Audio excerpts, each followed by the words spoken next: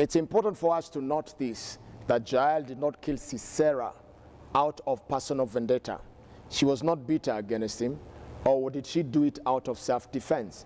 I strongly believe the reason why Jael was able to kill Sisera is because she honored God. If you look at verse 17, they had a treaty that they had cut, a treaty of peace. So she was obligated by reason of the treaty to cover and to make sure that she protects this man called Sisera. And I believe that is the reason why the man ran to her tent, knowing that this is an ally, this is a friend.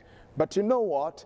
This woman decided that I'm not going to dishonor God to do the treaty that I have with this man.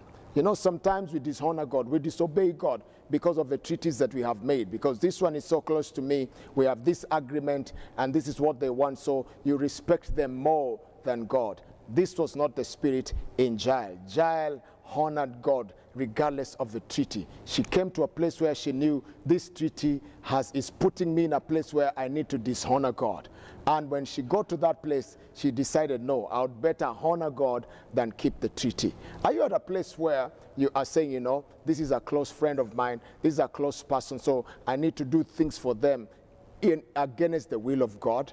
It is important for you to know you have to watch to make sure you are honoring God in all what you do. Look at David. When David got to the battlefield, the brothers did not like what he has done, and he said, no, there is a cause for me to be here. So he chose to honor God and dishonor his siblings, and went further and killed Goliath.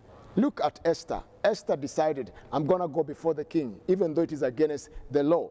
And she risked her life so as to save the children of Israel. She chose to do it to honor God instead of saying there's this law, I cannot do this thing. Look at Daniel.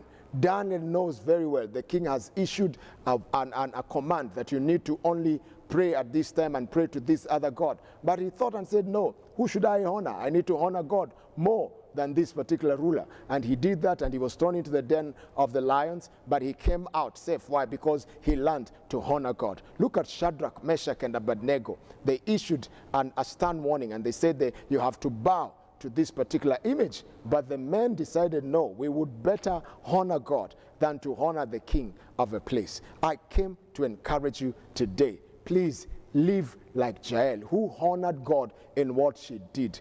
Honored God in this act. Honor God with your wealth. Honor God with your actions. Honor God. Put him first as your decision. In your decisions, honor him. This woman had the spirit of honor. Could it be that you're doing things because of the treaty that you have? Maybe your boss is forcing you. Joseph said, I will not dishonor God because my boss wants me to do this. He chose to go to prison instead of dishonoring God. We need to get to such a place where we need to honor God regardless of the treaties that we have made. Don't lift them against the will of God. See you tomorrow, and honor God.